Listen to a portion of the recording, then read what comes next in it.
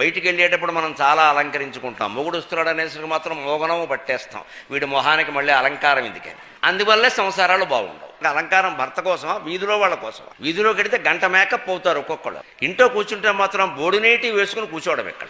ఉదయం 9 అయినా సరే, మధ్యాహ్నం 2 అయినా సరే. ఇంట్లో ఉండేసరికి ఎందుకమ్మా వేషం పట్ల అశ్రద్ధ? మగవాళ్ళకైనా సరే, ఆడవాళ్ళకైనా సరే. మగాడైనా సరే ఇంట్లో ఉంటే శుభ్రంగా తెల్లటి పంచి ఎర్రంచు కట్టి శుభ్రంగా జబ్బలేని బనీని వేసేసి కింగ్ అన్నట్టుగా ఉండాలి కుర్చీలో కూర్చుని. వీడు నా మొగుడు అన్నట్టుగా.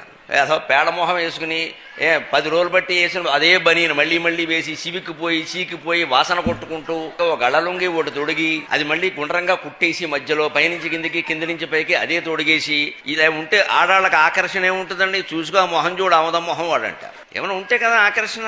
అసలు ఇంట్లోనే దాంపత్య బంధం బాగుండాలి అంటే ఎంతసేపు పురుషుడు భార్యను ఆకర్షించే విధంగా, స్త్రీ పురుషుణ్ణి ఆకర్షించే విధంగా ఉండాలి. ఆకర్షణ లేకపోతే బంధం ఎలా ఉంటుంది?